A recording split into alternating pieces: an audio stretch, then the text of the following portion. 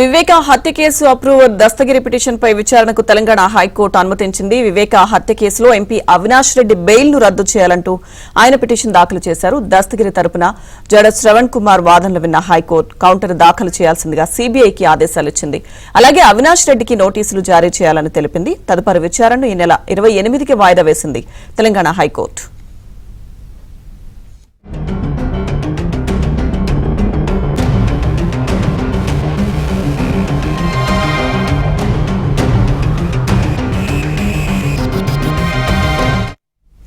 వివేక హత్య case approver Dastagiri petition పై విచారణకు Telangana high court అనుమతించింది. వివేక హత్య కేసులో ఎంపీ అవినాష్ రెడ్డి బెయిల్ ను రద్దు చేయాలంటూ ఆయన పిటిషన్ దాఖలు చేశారు. దస్తగిరి తరపున జడ శ్రవణ్ కుమార్ వాదనలు విన్న హైకోర్టు కౌంటర్ దాఖలు చేయాల్సిందిగా సీబీఐకి ఆదేశాలిచ్చింది. అలాగే అవినాష్ రెడ్డికి నోటీసులు జారీ చేయాలని తెలిపింది. తదుపరి విచారణను ఈ నెల 28కి వాయిదా వేసింది తెలంగాణ హైకోర్టు.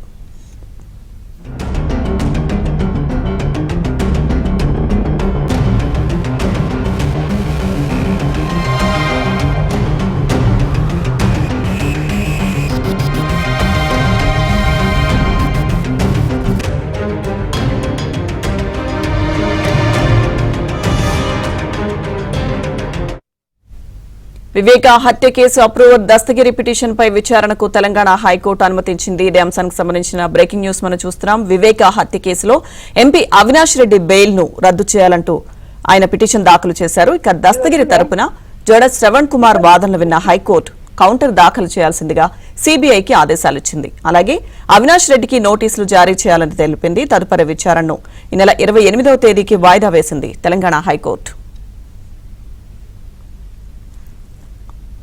మరింత సమాచారం మా ప్రతినిధి ప్రవీణ్ మనకు అందిస్తారు. ప్రవీణ్, వివేక హత్య కేసులో ఇప్పటికే ముందస్తు బెయిల్పై ఉన్నటువంటి ఎంపీ అవినాష్ రెడ్డి బెయిల్ రద్దు చేయాలంటూ కూడా అప్రూవర్ గా మారినటువంటి దస్తగిరి వేసినటువంటి పిటిషన్ కు సంబంధించి తెలంగాణ హైకోర్టు అలో చేసింది.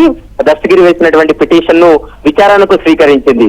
అయితే ఇందులో ప్రతివాదులుగా ఉన్నటువంటి ఎంపీ అవినాష్ రెడ్డితో పాటు సిబిఐ, మరోవైపు సునీతకు కూడా నోటీసులు కూడా జారీ చేసినటువంటి పరిస్థితి కనపడుతుంది. సిబిఐ ఈ అవినాష్ రెడ్డి ముందస్తు బెయిల్ రద్దు చేయాలనేటువంటి అంశానికి సంబంధించి కౌంటర్ దాఖలు చేయాలంటూ కూడా సిబిఐకు తెలంగాణ హైకోర్టు కూడా ఆదేశాలు ఇచ్చినటువంటి పరిస్థితి కనపడుతుంది.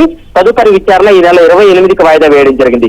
28వ తారీఖున మరోసారి కౌంటర్లన్నీ దాఖలైన తర్వాత దానిపైన మరోసారి విచారణ కొనసాగేటువంటి అవకాశం అయితే కనపడుతుంది. ఇప్పటికే ఈ కేసులో భాస్కర్ రెడ్డి బెయిల్ పిటిషన్ కూడా దాఖలు చేశాడు. భాస్కర్ రెడ్డి బెయిల్ పిటిషన్ కు సంబంధించి కూడా 28వ తారీఖు రెగ్యులర్ గా అవినాష్ ముందస్తు బెయిల్ రద్దు చేయాలనేటువంటి పిటిషన్ తో కలిపి భాస్కర్ రెడ్డి బెయిల్ పిటిషన్ కు సంబంధించి కూడా విచారణ కొనసాగించేటువంటి అవకాశం ఉంటుంది. రెండు పిటిషన్లు కూడా 28వ తారీఖే వాదనలు వినిపిస్తాం, వాదనలు వింటామంటూ కూడా ఒక అంశాన్ని జడా శ్రవణ్ కూడా చెప్పడం జరిగింది. కాబట్టి దస్తగిరి తరపు న్యాయవాది జడా శ్రవణ్ అయితే మాత్రం 28వ తారీఖున ముందస్తు బెయిల్ ఎందుకు రద్దు చేయాలని కోరుతున్నారనేటువంటి అంశానికి సంబంధించి కూడా తమ వాదనలు వినిపించేటువంటి అవకాశం ఉంటుంది. మరోవైపు దస్తగిరికి అవినాష్ రెడ్డి నుండి ప్రాణహాని ఉంది. ఎందుకంటే తన కుటుంబ సభ్యులపైన కూడా దాడులు చేస్తున్నారు. కాబట్టి అవినాష్ రెడ్డి ఈ పరిస్థితుల్లో బయట ఉంటే ఖచ్చితంగా తనకు ప్రాణహాని ఉందనేటువంటి అంశాన్ని పదే పదే చెప్పడం జరిగింది. కాబట్టి ఇదే విషయాన్ని మరోసారి 28వ తారీఖున ప్రతివాదులు కౌంటర్ దాఖలు చేసిన తర్వాత మరోసారి వాదనలు వినిపించేటువంటి అవకాశం అయితే కనపడుతుంది. లక్ష్మీదుర్గ. Thank you Praveen.